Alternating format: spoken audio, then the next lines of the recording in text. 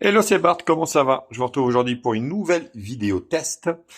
Aujourd'hui, c'est le test du Realme GT2 Master Explorer Edition. Un nom un peu barbare, un peu long, pour un téléphone qui vaut le coup, qui est vraiment passé inaperçu chez nous, en France et en Europe plus exactement. Voilà, donc parce que ce produit n'a pas été commercialisé en France. Voilà, bon, pour ceux qui me connaissent pas, donc je suis Bart, testeur, blogueur high-tech. Je déballe et je teste des produits high-tech de tout genre. Je les utilise et je les teste sur un laps de temps. Je me prononce sur leur qualité de fabrication, leur utilité, leur rapport qualité-prix et au quotidien, voilà, l'usage au quotidien, tout simplement. Après, je vous prononce, je vous dis si je vous les conseille ou pas. Bien évidemment, comme d'habitude, n'hésitez pas à liker la vidéo, la partager sur les réseaux sociaux, à me mettre également un petit pouce bleu si la vidéo vous a plu. Abonnez-vous à ma chaîne, je vous mets le lien d'achat de ce produit en bas dans la description. Actionnez également la cloche pour recevoir la notification de la chaîne. Vous pouvez également faire un don à la chaîne, vous avez le lien dans la description de la vidéo.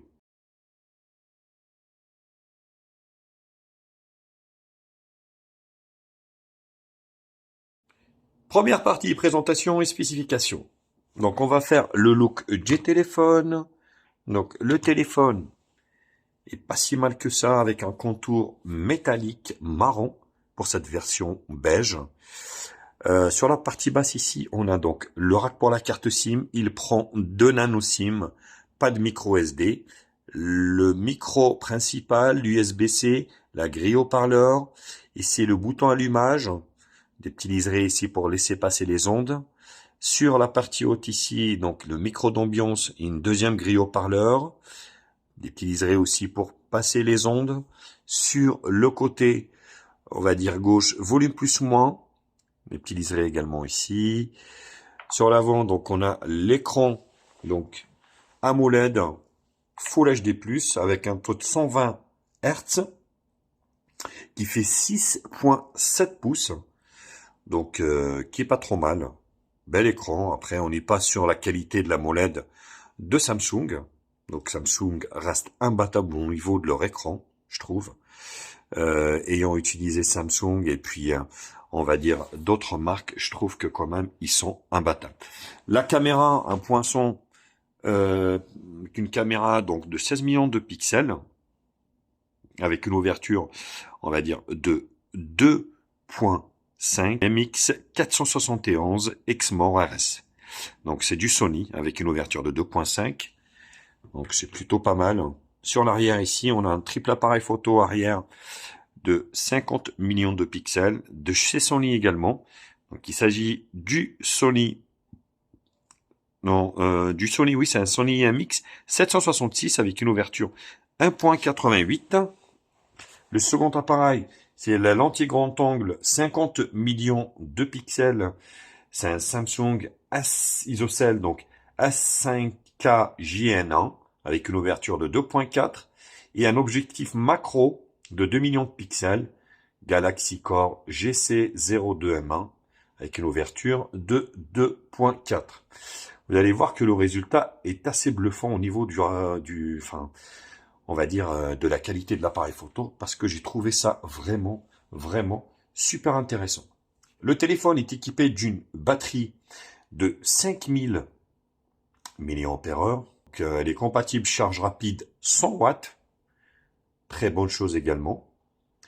Le téléphone tourne sur Realme 8, donc 3.0. C'est une custom ROM. Malheureusement, j'ai constaté qu'il y avait quelques petits bugs. Donc j'en parlerai tout le long de ce test. Sinon, voilà, donc il n'y a pas de... C'est une ROM globale, forcément.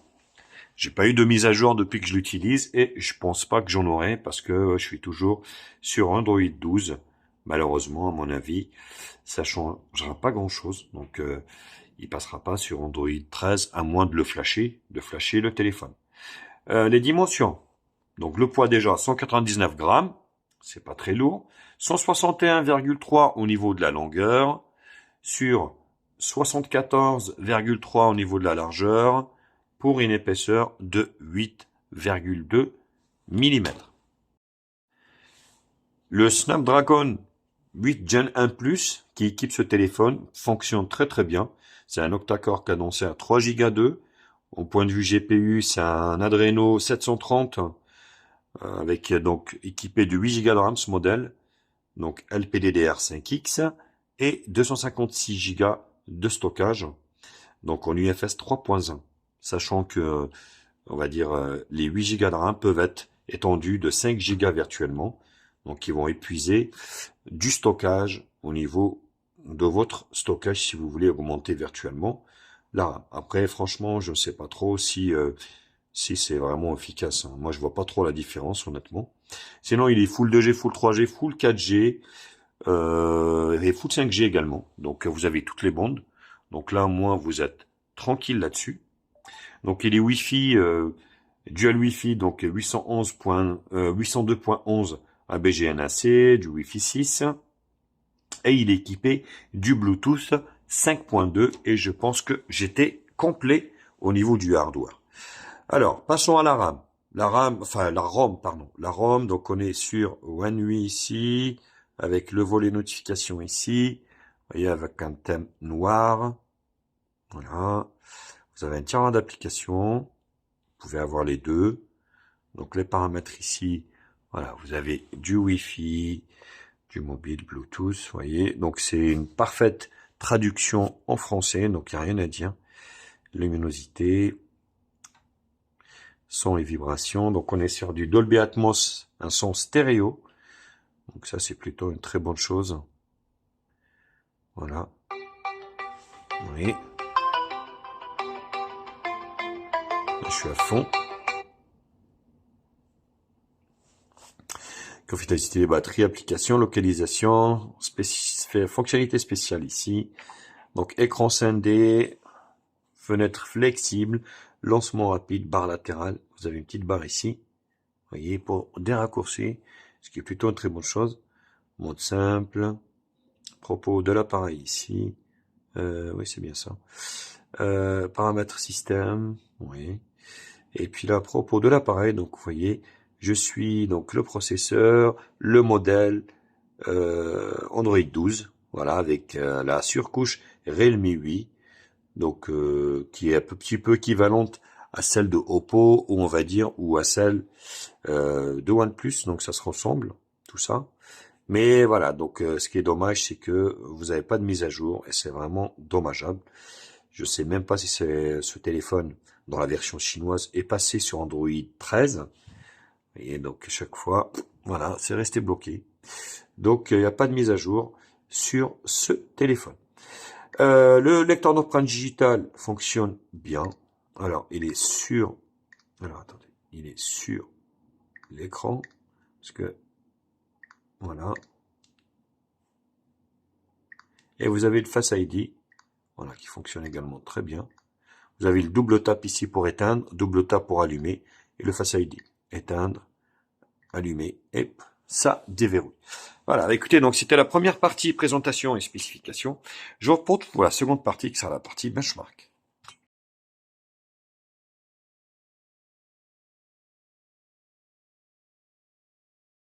Un score énorme au niveau d'Antutu, qui est de 1 232 000, donc c'est plutôt, on va dire, très bien.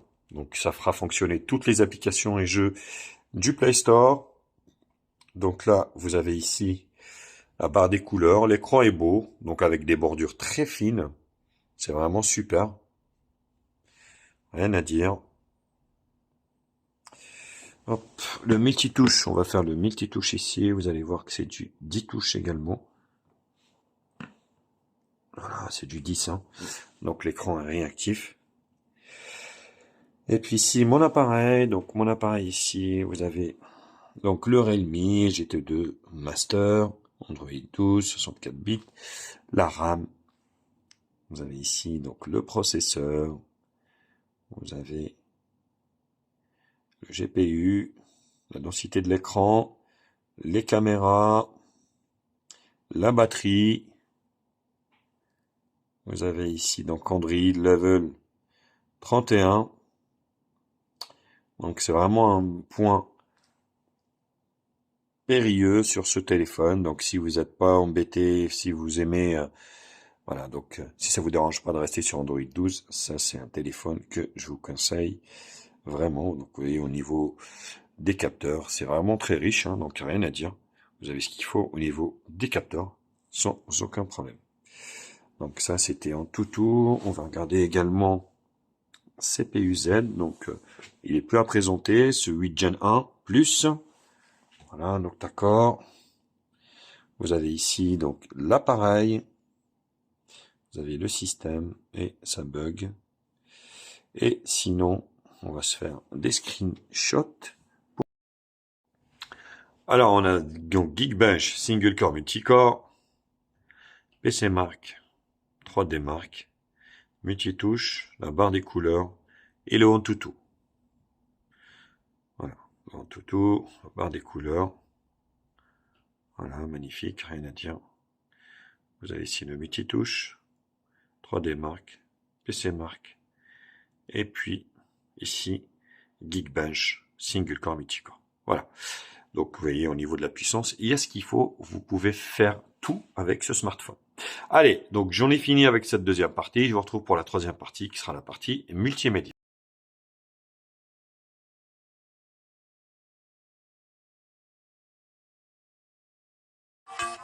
Alors on commence par le son. Pas trop mal, honnêtement.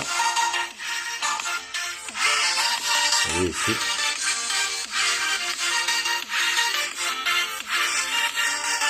Le son est bon. Donc celui du bas, bien évidemment, crache plus que celui du haut. Mais voilà, ça fonctionne plutôt très bien au niveau du son. Un son puissant.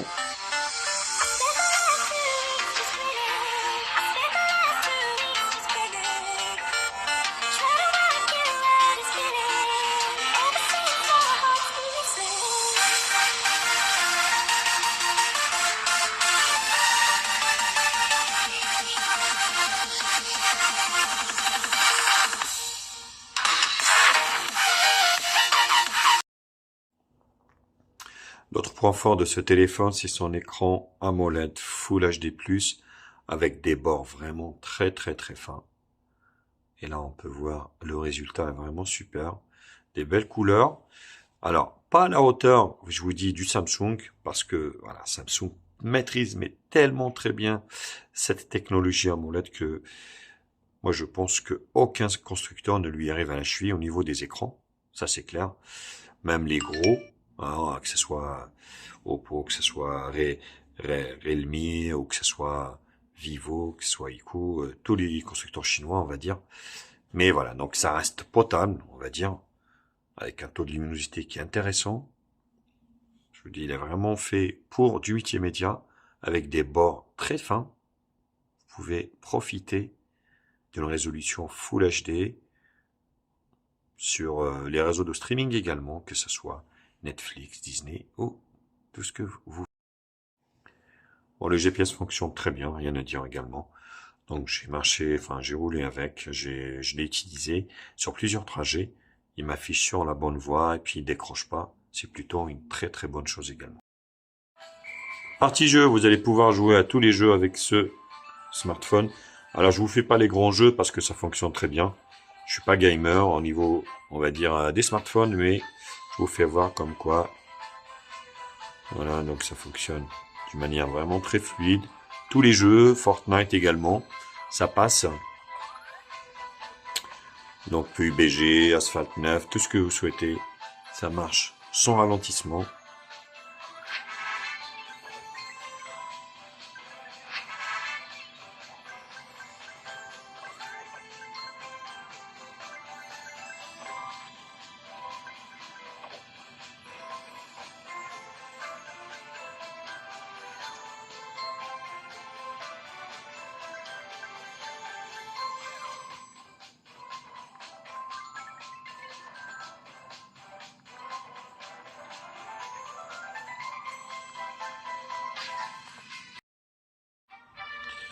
Alors on continue avec Temple Run 2. Voilà, qui fonctionne bien également.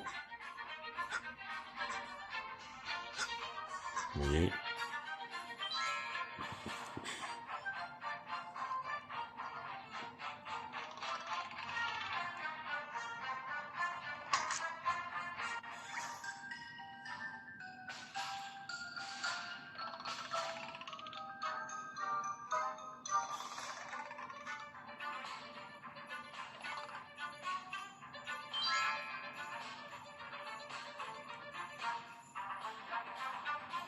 Voilà, ça fonctionne très bien.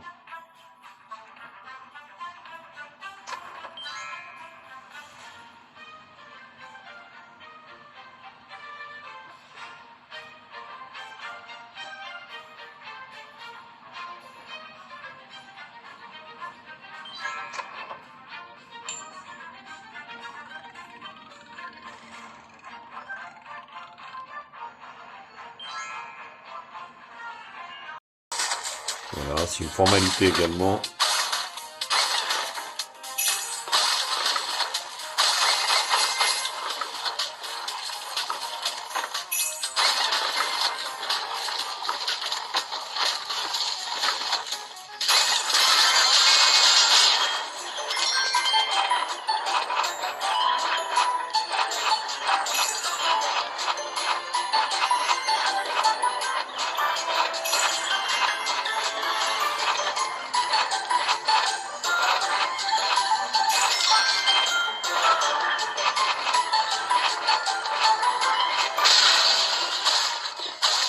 Ouais, oui, ça fonctionne vraiment super bien, rien à dire.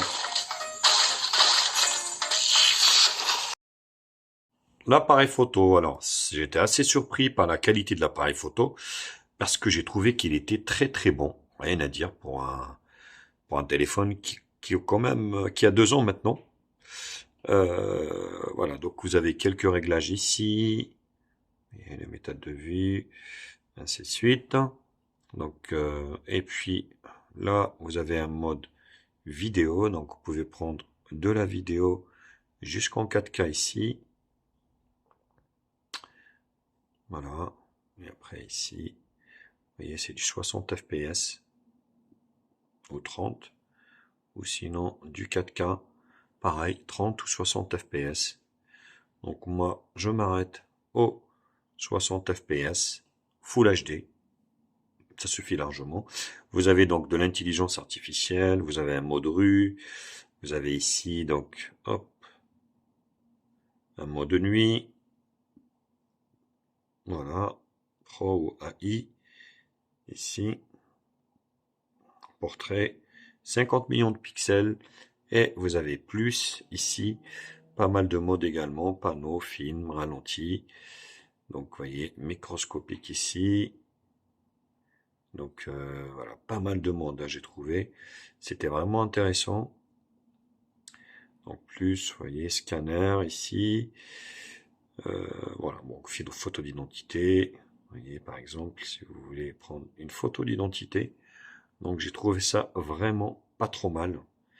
Donc au niveau de la photo vidéo et au niveau de la caméra, ici, on va dire Wistiti, vous voyez, je suis là. Donc la photo, pareil, 16/9, et sinon de la vidéo ici. Donc c'est de la vidéo en 30 fps, ou HD, ou Full HD. Voilà. Donc vous voyez, alors je vais me prendre une petite photo ici comme ça. Donc là, vous voyez, je trouvais ça vraiment super, super intéressant. Et au niveau de l'appareil de devant, c'est aussi très très bon point. La prise est rapide et les résultats est quand même pas trop mal. Voilà, pour juger vous-même de la qualité de l'appareil photo, je vous en ai fait plein à l'extérieur. Donc je vous laisse les mater, les juger. Lâchez-vous dans les commentaires, dites-le moi ce que vous en pensez. Curieux aussi de savoir si vous avez ce téléphone, n'hésitez pas à me le dire. Qu'est-ce que vous en pensez? La qualité, le rapport qualité-prix. Et moi je vous retrouve juste après pour la partie conclusion.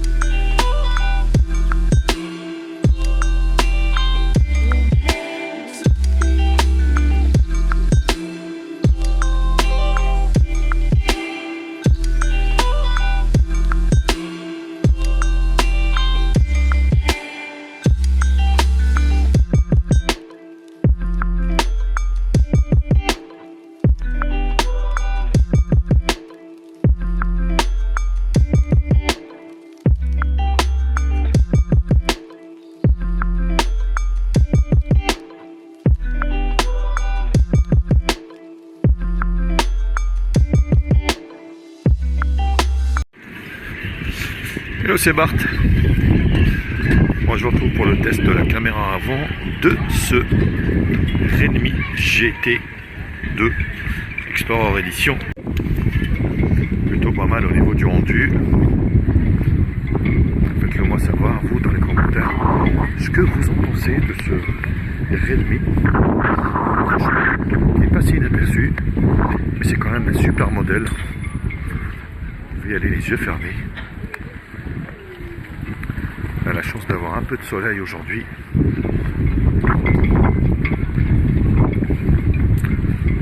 Realme, je rappelle qu'il sort plus ces modèles en France. Je ne sais pas pourquoi. À cause de soucis de brevets, il me semble. Mais vous pouvez acheter sur des sites marchands type Amazon ou AliExpress. C'est bien dommage, mais voilà. Drôle, on va dire, de décision de la part de Realme.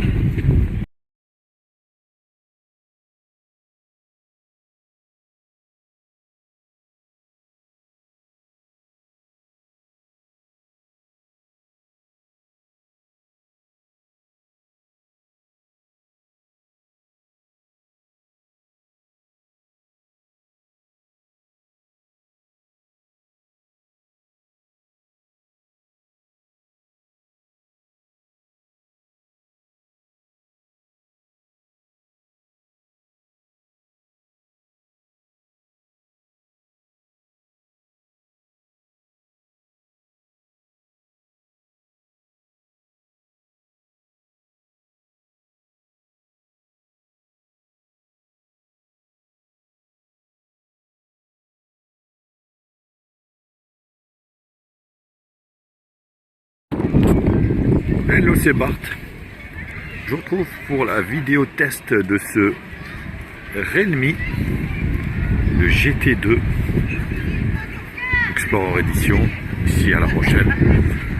Là, vous voyez le contre-jour ici, avec la grande roue. Au niveau du résultat, c'est plutôt pas mal. Intéressant.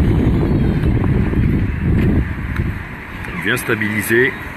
Je suis en train de filmer en 4K, non, en Full HD. 60 FPS. Chez vous, dites-le moi dans les commentaires. Ce que vous en pensez de ce Realme. Là sur l'écran, c'est vraiment super. Ici. Voilà. Regardez la vue que vous avez ici. Top, top, top. Allez, hop, et voilà.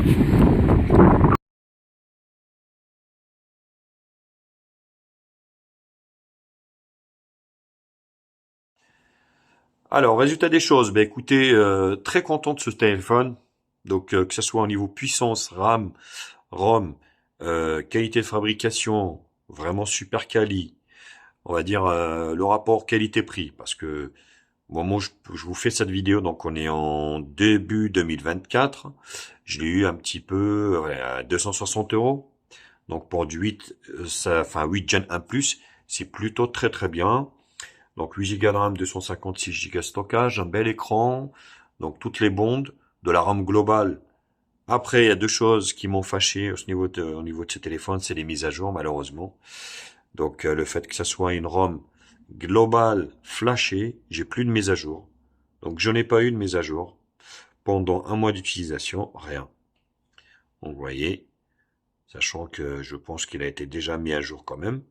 Donc ça c'est le premier point. Le deuxième point, vous avez en fait, moi j'utilise beaucoup le vocal. Et le vocal ici, eh ben ça merde. Donc ça marche une fois sur 20. Quel temps fera-t-il demain à Nantes?